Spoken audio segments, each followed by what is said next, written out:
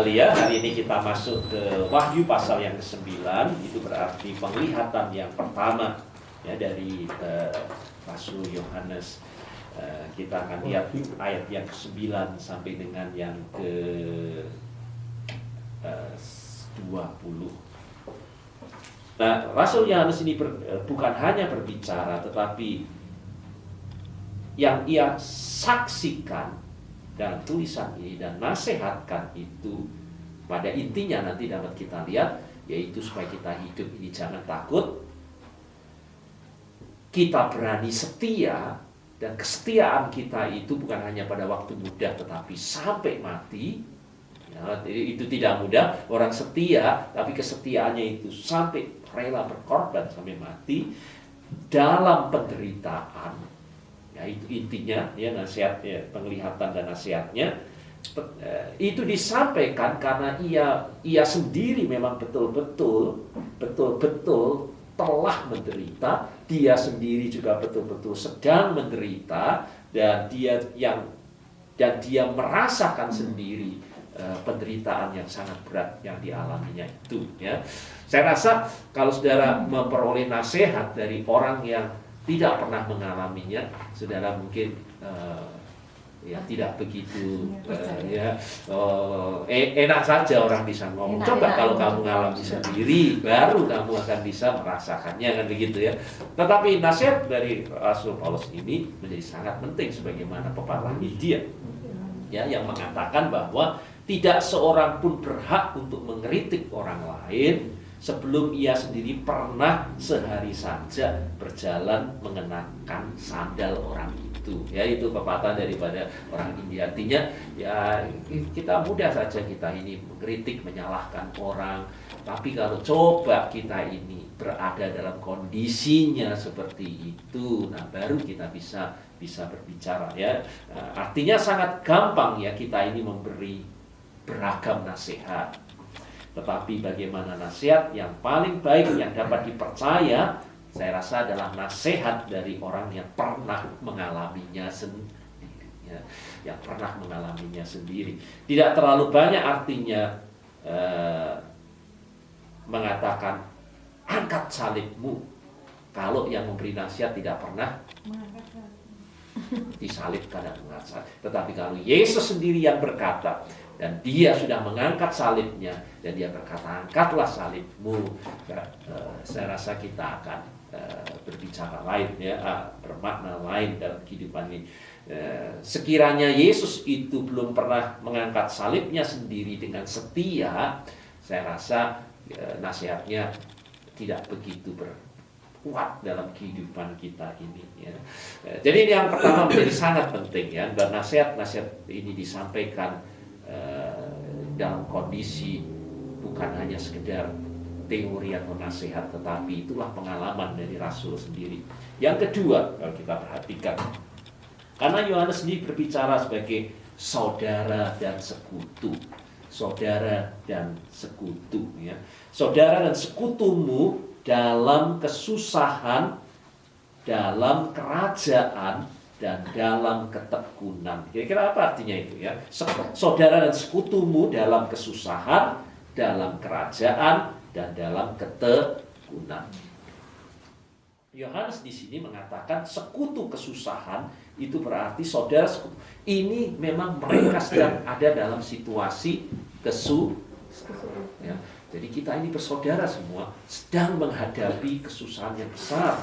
Ya, dalam makna aslinya kalau kita lihat, kesusahan itu yang dimaksud adalah adanya satu tekanan yang sangat berat ya, yang harus kita pikul ya, dalam kehidupan ini. Seperti orang yang kepadanya itu diikatkan batu di tubuhnya ini, berat untuk menjalani kehidupan ini. Nah, itulah keadaan gereja pada waktu itu ya. Jadi Rasul Yohanes menyampaikan hal ini sebagai salah satu daripada jemaat mula-mula yang sedang menghadapi penghambatan, penganiayaan, dan para martir yang dibunuh dengan sangat mengerikan pada waktu itu ya. Jadi gereja Tuhan hidup di bawah himpitan dan tekanan yang sangat berat.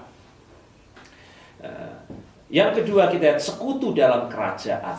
Sekutu dalam kerajaannya itu artinya betapapun beratnya beban hidup yang menghimpit dan menekan jemaat pada waktu itu, sepertinya seolah-olah kita ini sedang menanggungnya sendiri. Ini beban daripada setiap orang yang menderita itu biasanya seperti itu, ya. Sepertinya kita ini menanggungnya seorang diri begitu rupa, ya.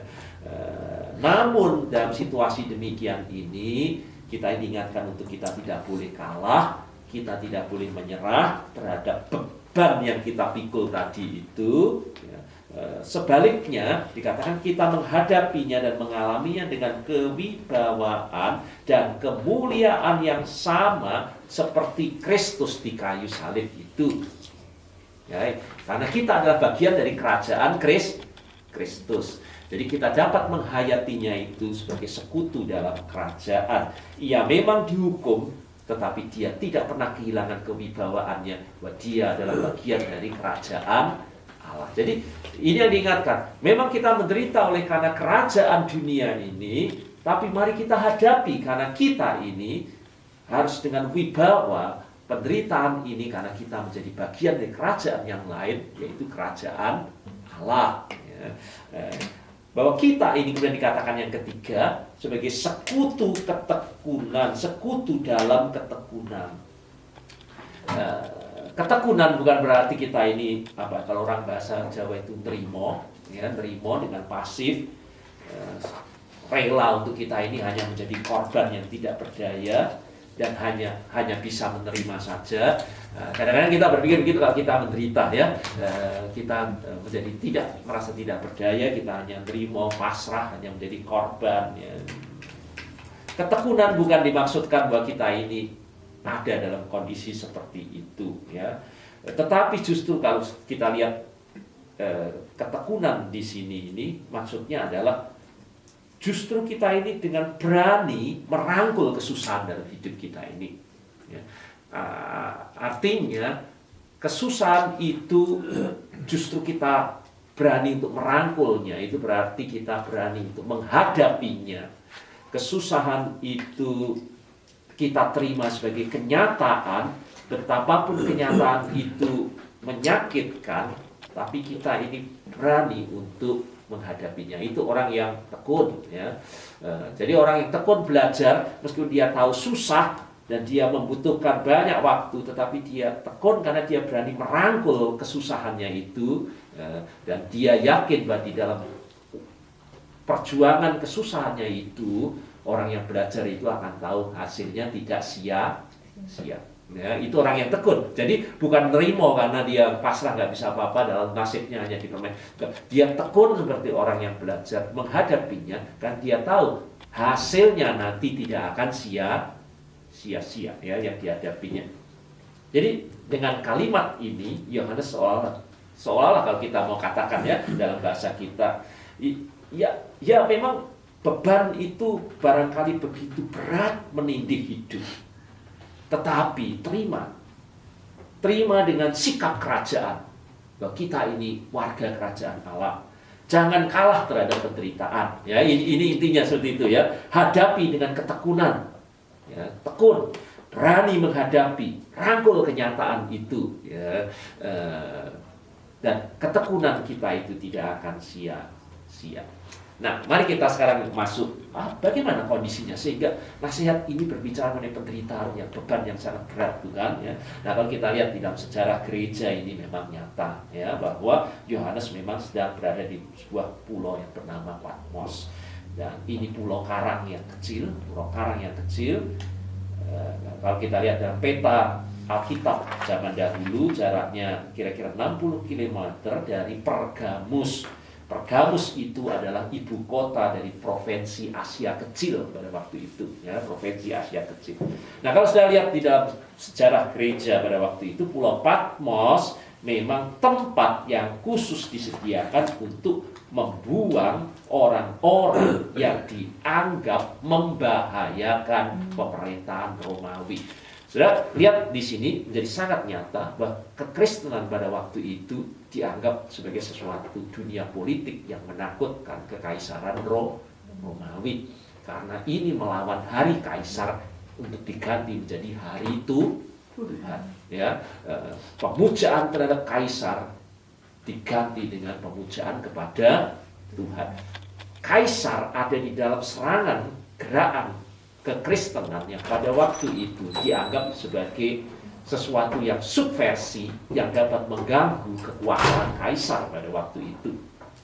Maka kalau kita lihat tradisi yang mengatakan bahwa Yohanes dibuang ke sana pada waktu itu adalah di dalam zaman kekaisaran Domitianus. Coba nanti kita belajar sejarah Romawi, coba sudah baca mengenai kaisar Domitianus, kita akan menemukan inilah kaisar yang sangat kejam. Dan akan lihat nanti berbagai kaisar yang ada di pemerintahan Romawi, Kaisar Domitianus tercatat sebagai salah satu kaisar yang sangat kejam. Ya. Dan sejarah menyatakan Yohanes ini baru bebas dari Pulau Patmos setelah Kaisar Domitianus ini meninggal. Dan lamanya adalah dia meringkuk di dalam penjara itu selama 2 tahun. Ya, 2 tahun di dalam penderitaan di Pulau Patmos itu.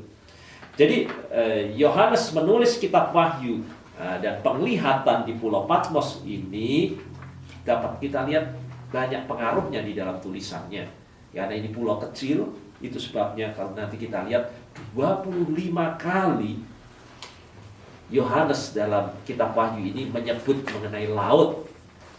Ya, laut itu digambarkan 25 kali ya di dalam ini. Jadi itu menunjukkan pengaruh dari Pulau Patmos ini begitu nyata. Nah, pertanyaan kita sekarang adalah mengapa Yohanes dibuang ke Pulau Patmos ini? Ya, tadi sudah tersirat saya katakan ya. Apa kesalahannya? Dan bacaan kita menyatakan dengan sangat jelas karena dia dibuang ke Pulau Patmos karena firman Allah dan kesaksian yang diberikan oleh Yesus. Jadi bagian Alkitab yang lain, kalau sudah baca nanti dari surat Rasul Petrus sendiri menyatakan berbahagialah kalau engkau ini menderita. Menderita bukan karena kejahatan, tetapi kita menderita karena kebaikan atau firman Allah. Jadi jangan kita sangka bahwa saudara itu melakukan hal yang jahat kita akan menderita, itu pasti karena itu. Tetapi dunia bisa menjadi sesuatu yang susah, jungkir balik di tengah-tengah dunia yang gelap dan tidak adil. Orang yang berkata benar justru akan menderita. Ya, orang yang menegakkan keadilan di tengah dunia yang tidak adil justru akan menderita. Nah, firman Allah katakan, kalau engkau ini menderita karena kejahatan, bertobatlah ya. Tetapi kalau engkau ini menderita oleh karena kebenaran dan keadilan, dan kerajaan Allah bersukacita. Ya. Nah, inilah kondisi yang dialami oleh Yohanes. Dia dibuang ke Pulau Patmos bukan karena dia ini melakukan kejahatan, tetapi oleh karena dia menjadi saksi Yesus Kristus yang setia itu. Coba kita lihat ayat 10 sekarang ya, karena di sini juga akan menjadi alasan juga yang sangat penting nanti kita lihat mengapa kita harus mempercayai ayat ini ya. Ayat 10. Pada hari Tuhan aku dikuasai oleh Roh dan aku mendengar dari belakangku suatu suara yang nyaring seperti bunyi sangkakala. Apa artinya hari Tuhan? Di dalam bahasa Yunani-nya, kalau kita lihat ini ditulis dalam bahasa Yunani, itu adalah kuriake, ya, kuriake. Kuriake itu artinya adalah hari yang ditetapkan oleh Tuhan sendiri. Jadi hari Tuhan, harinya Tuhan itu segala hal yang bukan karena mau kita, bukan karena rencana kita, tapi memang itu yang ditetapkan oleh Tuhan. Jadi saudara boleh berharap kiamat nanti tanggal 25 Oktober atau orang ramal, tapi Tuhan katakan tidak, itu bukan harinya manusia, itu harinya Tuhan. Tuhan sendiri yang akan menetapkannya. Ya. Dan kalau dia menetapkannya, dia akan menetapkannya seperti pencuri. Kita tidak tahu kapan dan waktunya. Itu hari Tuhan. Jadi hari Tuhan itu adalah hari yang ditetapkan oleh Tuhan sendiri. Bukan karena kita yang menetapkannya. Bukan. Jadi dengan demikian, mengapa hari Minggu juga kita sebut sebagai hari Tuhan, hari Dominus? Karena itu juga bukan mau kita sendiri. Tuhan sendiri mau menetapkan mengenai hari Sabat Tuhan, bahwa kita harus mengkuduskan hari itu. Tuhan yang menetapkannya, bukan kita yang. Jadi hari Tuhan semua yang terkait. Dan demikian pula yang sedang dialami oleh Yohanes ini. Hari Tuhan itu berarti bukan Yohanes merencanakan dan mengharapkan, oh nanti hari ini saya akan bertemu dengan Tuhan. Tidak. Itu terjadi oleh karena inisiatif Tuhan sendiri. Itu terjadi karena Tuhan sendiri yang menetapkannya. Bukan maunya Yohanes. Bukan Yohanes yang menetapkannya. Ya, jadi dikatakan pada hari Tuhan itu artinya pada hari yang ditentukan oleh Tuhan sendiri. Bukan kita yang menentukannya. Ya. Jadi kita juga ada saat-saat dalam hidup ini kita menantikan hari itu Tuhan, di mana kita menjadi misteri. Salah satunya adalah kapan Tuhan kau datang kembali. Itu harinya tuh. Ya, kita boleh berharap besok saja, seminggu lagi. Ya, kita bisa meramalkannya, tetapi kita ingat ini harinya Tuhan. Tuhan sendiri yang akan menentukannya. Dan kalau Tuhan menentukan hari Sabat, hari perhentian Tuhan, maka kita sebut itu harinya Tuhan. Karena Tuhan yang menentukannya. Bukan, oh saya mau Jumat saja, oh saya mau karena kerjaan saya mau Rebu saja. Tuhan menetapkannya hari perhentian, hari Sabat Tuhan. Maka kita sebut hari itu Tuhan. Ya. Dan ini, saudara, pada waktu itu ada kata yang lain yang lebih populer, yaitu hari Kaisar. Hari Kaisar. Hari Kaisar dari Domitianus ini menyatakan pada waktu itu 1 tahun dalam 1 hari dikatakan sebagai hari Kaisar, di mana seluruh warga Romawi akan datang ke kuil untuk melakukan pemujaan kepada Kaisar. Bahwa Kaisar itulah Tuhan. Kaisar itu kurios, Tuhan yang berkuasa. Semua harus tunduk, semua harus mendengar, dan semua harus mematuhi Kaisar itu. Jadi Kaisar itu, pada akhirnya nanti Kaisar juga akan membuat patung dirinya untuk disembah. Setiap orang harus menyembah sang Kaisar itu. Nah, hari Tuhan, saudara, juga sudah terkait dengan hal itu. Rasul Yohanes membawa hari Tuhan, ya, bahwa yang patut disembah dan dipuji adalah Tuhan, kurios itu sendiri. Jadi inilah yang kita lihat mengapa sampai dia dibuang ke Pulau Patmos. Pulau Patmos itu pembuangan politik, semua yang membahayakan. Kalau pada zaman itu Belanda, dia dibuang, Bung Karno dibuang ke Pulau itu. Ya. Berapa kali dia dibuang, kan ya? Nah, ini juga demikian. Ini membahayakan kekaisaran Romawi karena menentang pemujaan Kaisar dan menganjurkan kurios yang lain selain Kaisar, yaitu Yesus Kristus. Meskipun tidak dapat dilihat dan tidak nyata dalam arti fisikal, tetapi makin hari makin besar orang mengikutinya, dan makin hari sudah dapat lihat 7 jemaat sudah terbentuk, dan mereka dengan berani melakukan hari Tuhan. Di samping pada waktu itu ada hari Kaisar, ya. Mereka memperkenalkan hari yang lain, yaitu hari Tuhan, ya, hari yang ditentukan oleh Tuhan. Jadi kita lihat di sini, ya, pada hari Tuhan aku dikuasai oleh Roh. Kira-kira bagaimana saudara membayangkan Rasul Yohanes ini dikuasai oleh Roh itu? Kira-kira bagaimana pada hari Tuhan aku dikuasai oleh Roh? Nah, saya rasa kata ini tidak hanya muncul di sini, dikuasai oleh Roh itu muncul berkali-kali di dalam Alkitab. Jadi dengan demikian kita harus memakai referensi ini juga dari yang lain. Salah satu kata dikuasai oleh Roh adalah pada waktu murid-murid pada hari Pentakosta setelah mereka berdoa, lalu lidah-lidah api datang, mereka dikuasai oleh roh. Kan ya, itu kata dikuasai. Nah, pada waktu itu orang kemudian berkata, lihat mereka mabuk anggur. Saya rasa kondisi pada waktu itu mereka seperti mabuk anggur. Ya. Orang yang mabuk anggur pada waktu itu bisa dalam kondisi tidak sadar, bisa dalam kondisi sadar. Tetapi kondisi pada waktu dikatakan dia ini mabuk anggur, pasti masih dalam keadaan sadar. Kalau dia sudah geletak nggak akan bicara, bukan? Tapi mereka berbicara seperti orang yang mabuk anggur. Jadi kondisi ini kalau kita banding dengan Kisah Para Rasul pasal 2, ketika Roh Kudus itu turun, orang yang melihatnya menganggap bahwa para rasul itu sedang mabuk anggur, ya, karena rupanya ada gejala yang mungkin sama antara orang yang mabuk anggur dengan dikuasai oleh Roh Kudus juga, ya. Nah, kalau tidak, mereka mungkin tidak berkata mereka mabuk anggur, mungkin mereka melihat hal-hal yang sama, ya. Jadi situasi yang terjadi lebih mirip pada hari Pentakosta, di mana Rasul Petrus berbicara dengan sangat jelas, dan bahkan pada hari itu 3.000 orang bertobat karena perkataan daripada rasul-rasul itu. Jadi tidak mungkin dia mabuk lalu berkata sesuatu yang tidak dia sadari untuk dia katakan. Dia bisa berpikir, dia bisa mengatakan, bisa bertindak sesuatu, tetapi Roh Kudus ikut bekerja di dalam diri orang itu, ya.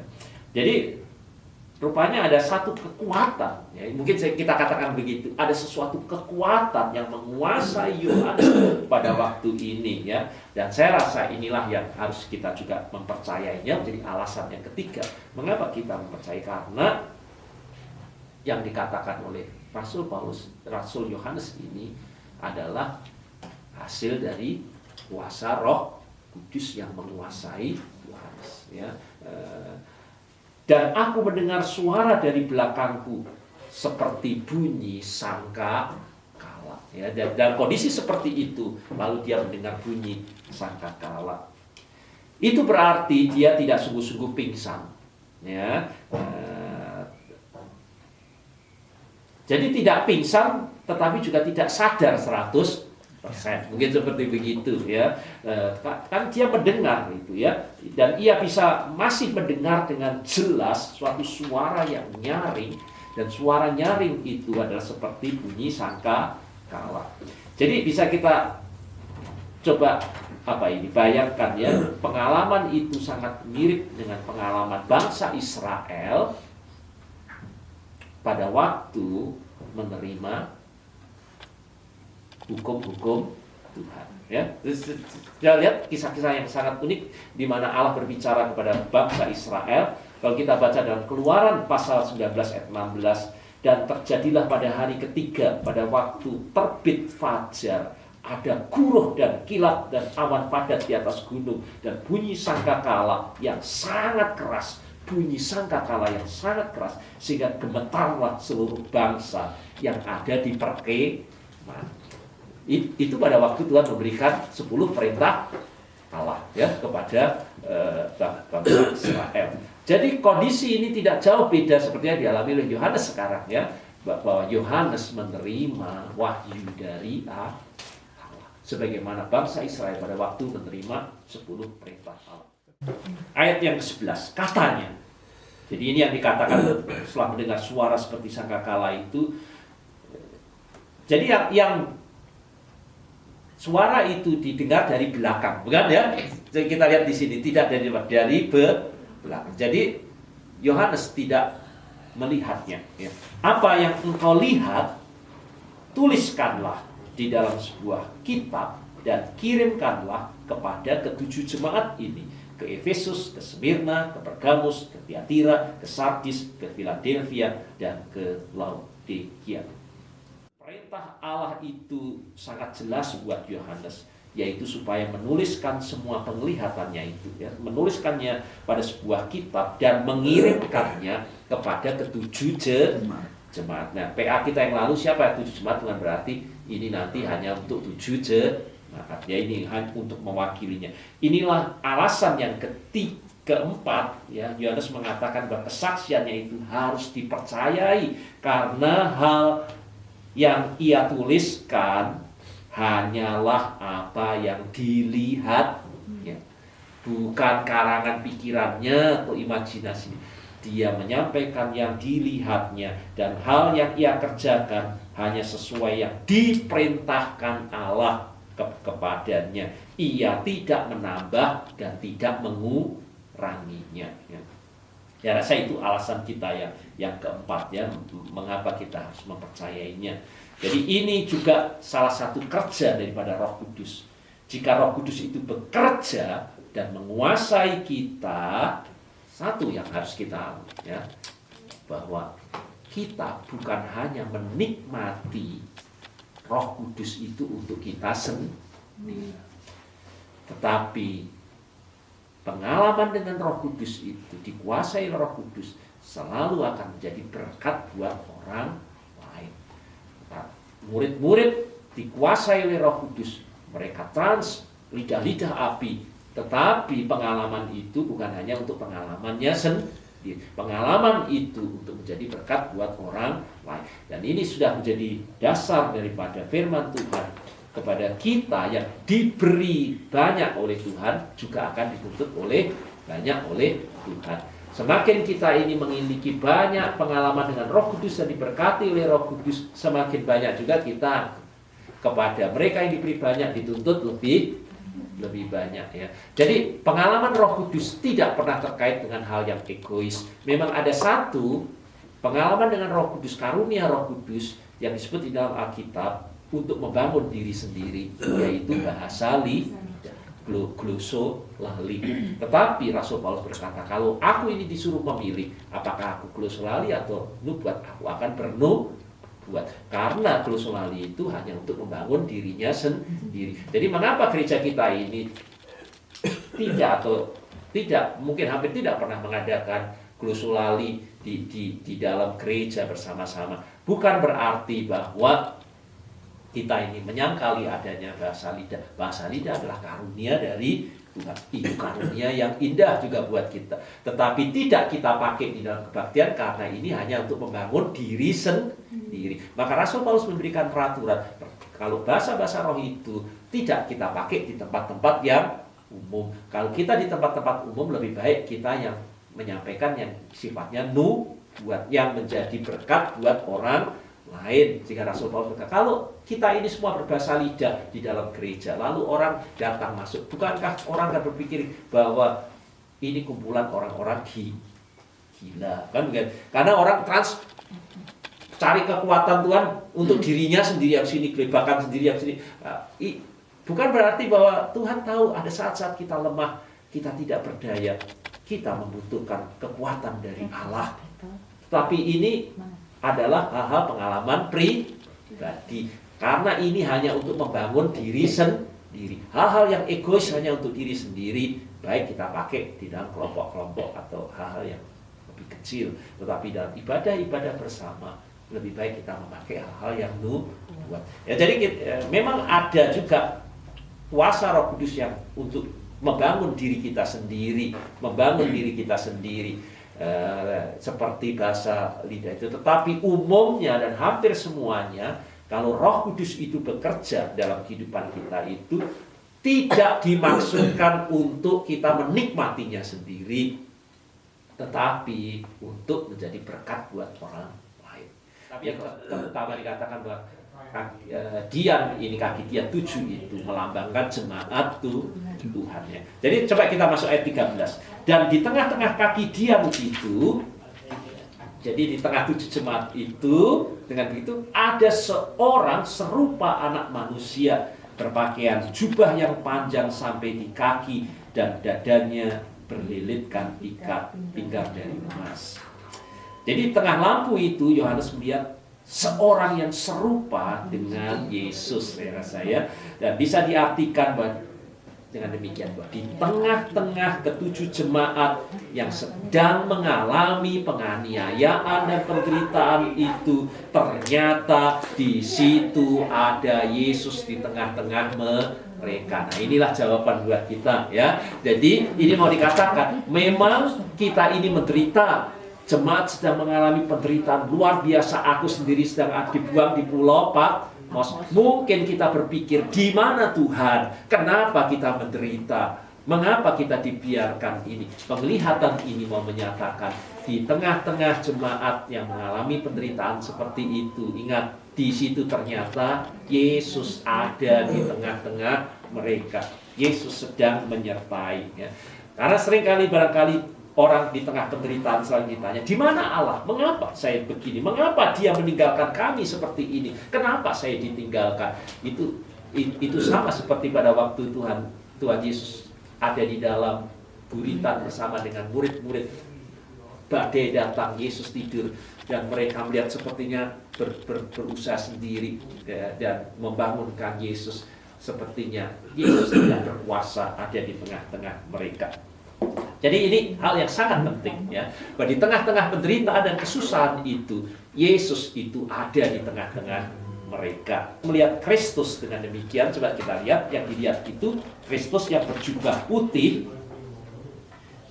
Memang tidak ada kata putih di situ ya, tetapi asosiasi kita akan muncul di situ, berjubah kan putih. Jubah putih itu adalah pakaian imam besar. Ya. Gambaran ini menjadi sangat jelas bahwa yang dilihat itu adalah gambaran daripada Yesus dengan penampilan sebagai imam besar. Jadi dengan demikian saya dapat lihat yang kitab Wahyu ini mau dinyatakan. Sudah lihat Wahyu pasal 1 ayat 1 disebutkan bahwa Yesus hadir sebagai nabi. Karena Dia hadir untuk memberikan wahyu dan kenyataan Allah. Kalau kita lihat Wahyu pasal 1 ayat 5 yang kemarin kita juga sudah bahas, Yesus memperkenalkan dirinya sebagai raja. Ya, bahwa Dia itu raja di atas segala raja. Dia ada di atas raja-raja bumi. Sekarang Yesus memperkenalkan yang ketiga, Yesus sebagai imam besar. Dan itu konsisten dengan kesaksian dalam kitab Wahyu bahwa Yesus itu adalah nabi, raja, dan imam besar buat kita ya. Dia nabi, raja, dan imam besar buat kita. Ayat 14 kita baca ya. Kepala dan rambutnya putih bagaikan bulu yang putih mentah, dan matanya bagaikan nyala api. Ini sangat penting untuk menunjukkan di tengah-tengah kita ini sedang menderita. Kita tahu ada Yesus di tengah-tengah kita. Tetapi bagaimana Yesus itu? Mengapa Yesus itu penting di tengah-tengah kita ini? Seperti apa Yesus itu ya? Sehingga membuat kita ini dapat menghadapi penderitaan itu. Nah, Yesus itu yang ada di tengah-tengah penderitaan jemaat itu digambarkan dengan sangat jelas di sini bahwa rambutnya putih bagaikan bulu putih yang mentah, matanya bagaikan nyala api. Seperti yang kita sudah bahas, itu adalah bahasa kiasan atau simbol. Jadi yang penting buat kita sekarang, apa itu artinya? Apa itu maknanya? Bahwa Yesus yang di tengah-tengah jemaat yang menderita itu, rambutnya putih sedemikian rupa dan matanya bagaikan nyala api, dan mengatasi masalah-masalah kita ini. Yakin dan carilah, ada hikmat Tuhan akan menyertai kita di dalam menghadapi masalah-masalah kita ini. Ya, ini yang pertama ya. Lalu yang kedua, matanya itu bagaikan nyala api. Nah, ini melambangkan suatu apa? Kewibawaan daripada Tuhan itu dengan kemampuannya yang menembus seperti api. Ya, dia dapat menembus seperti api. Itu berarti api itu dapat menembus kemana-mana. Ya, dia dapat menembus kemana-mana. Itu berarti tidak ada peristiwa di dalam dunia ini yang tidak dilihat oleh Allah. Karena kadang-kadang kalau kita ini sedang menderita, kita selalu bertanya, di mana Allah? Apa Allah itu melihat? Ya kan, bukan gitu ya.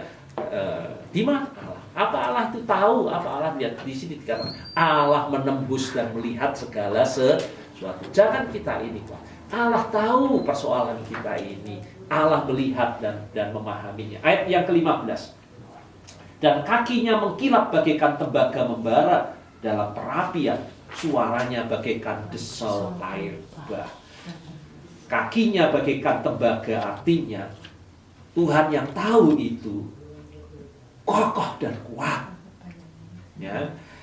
Artinya secara harafiah bukan berarti bahwa Yesus itu kakinya tembaga, tetapi dia itu kokoh dan kuat. Tidak ada persoalan seberat yang sedang dihadapi, meskipun itu Kaisar Domitius yang mampu membuang Yohanes ke Pulau Patmos dan membuat 7 jemaat menderita, tidak akan bisa roboh. Ya, itu yang dikatakan ya.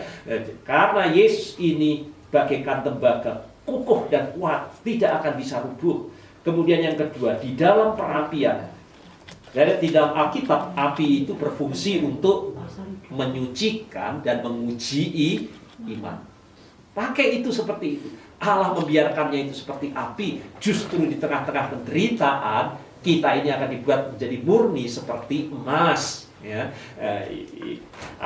Berdiri dengan kokoh dan kuat, tahan uji. Justru itu akan seperti emas, memurnikan iman kita di tengah penderitaan itu. Suaranya bagaikan desau air bah. Itu artinya menggelegar, menakutkan, menggetarkan, dan tidak ada yang sanggup untuk menahan dan mengalahkannya.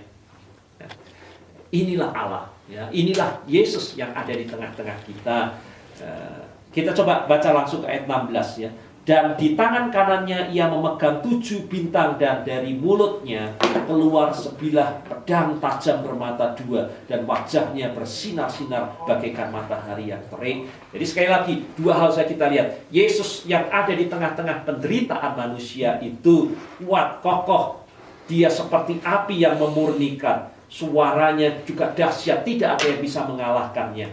Nah, 7 bintang ini mengatakan malaikat ke-7 jemaat.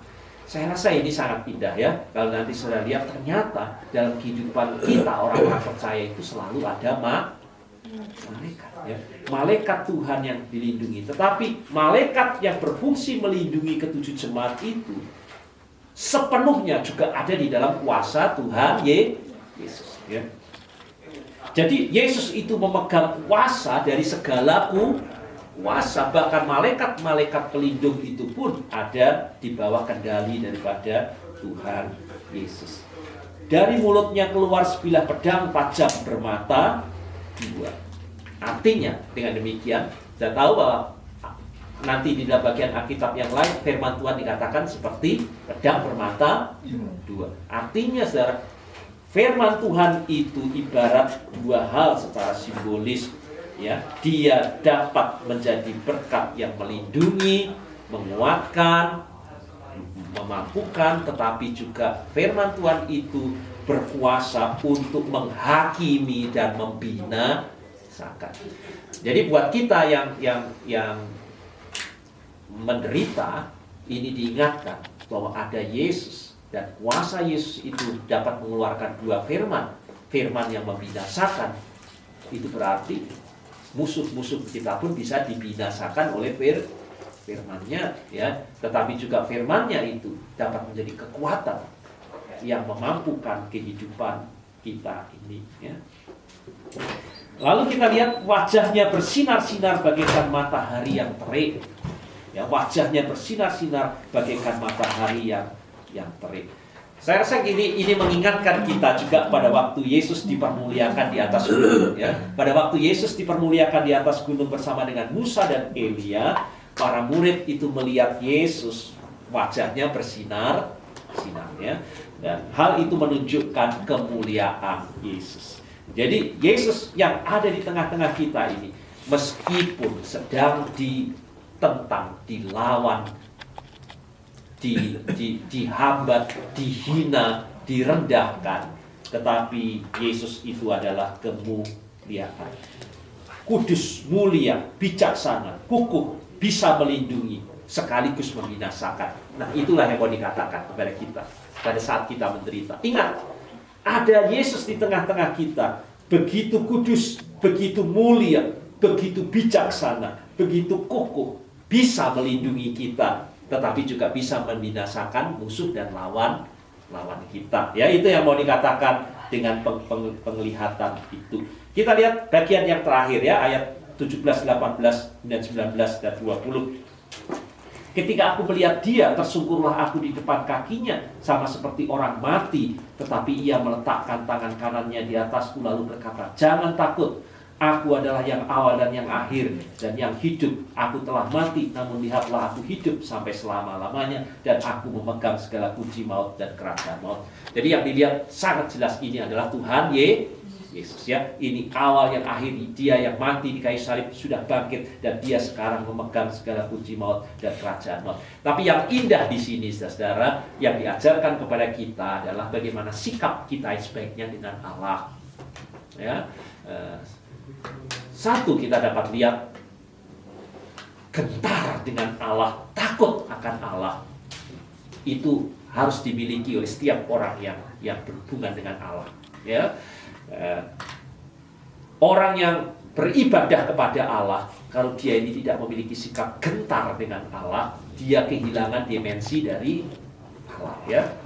Jadi, tetapi kita yang gentar dengan Allah ini lalu disentuh dengan tangan kanannya, dan Tuhan berkata, jangan takut.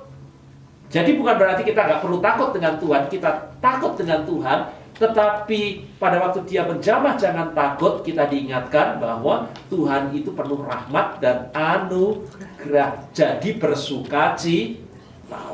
Nah, inilah yang harus ada di dalam sikap kita bersama dengan Tuhan dalam segala sesuatu. Gentar dan gemar. Mungkin dua kata, gentar dan gemar. Kita akan salah kalau kita ini beribadah kepada Tuhan hanya gemar, lalu kita ini tidak punya takut dengan Tuhan. Tuhan kita anggap sebagai suatu yang biasa ya. Dapat saya lihat ada orang yang beribadah kepada Tuhan tidak dengan gentar ya. Tetapi juga kalau kita ini gentar dengan Tuhan, tapi dalam ibadah ini kita tidak bisa bersukacita dan bergemar, juga salah. Jadi yang ideal, orang yang bertemu dengan Allah, dia takut dengan Tuhan, tapi dia juga bersukacita dengan Tuhan. Dua hal yang ada bersama-sama ya di dalam ibadah kita itu. Karena itu tuliskanlah apa yang telah kau lihat, baik yang terjadi sekarang maupun yang akan terjadi sesudah ini. Jadi dengan sangat jelas kita dapat lihat di sini kitab Wahyu ini dimaksudkan bukan hanya berbicara mengenai masa lalu, ya, masa lalu, karena sudah nanti dapat lihat di dalam sejarah penafsiran bisa terjadi bahwa orang hanya menafsirkan, oh ini kitab Wahyu ini sudah selesai, ini zaman di mana Kaisar Romawi bertemu dengan ini dan sekarang sudah selesai ya. Jadi ini hanya sejarah. Tapi ada juga orang yang membaca kitab Wahyu hanya untuk masa sekarang. Oh tidak, ini lalu dihubungkan, oh ini Gorbachev, oh ini nanti zamannya lalu semua ditafsir-tafsirkan menurut zaman yang ada sekarang ini. Tetapi Alkitab menyatakan dengan sangat jelas bahwa Wahyu ini berbicara memang ada sejarahnya sekarang dan juga yang akan datang ya. Jadi kita perlu untuk menafsirkannya dengan sebaik-baiknya. Baik ya, kita mungkin dapat lihat di sini ini menjadi pembuka buat kita bahwa Tuhan Yesus mau menyatakannya kepada kita. Ini menjadi begitu sangat penting supaya kita dapat memahaminya bahwa ini bukan tulisan karangan Yohanes, ini adalah wahyu Allah yang sangat penting. Dan coba kita nanti akan buka di tengah-tengah penderitaan kehidupan manusia, kita sudah diingatkan ada Yesus yang kokoh, Yesus yang penuh dengan hikmat, Yesus yang akan menjadi sumber hikmat dalam kehidupan kita ini ya. Nah, pasal-pasal berikutnya kita akan masuk lebih spesifik bagaimana Yesus bersama dengan kita memberi pengharapannya dalam hidup kita ini.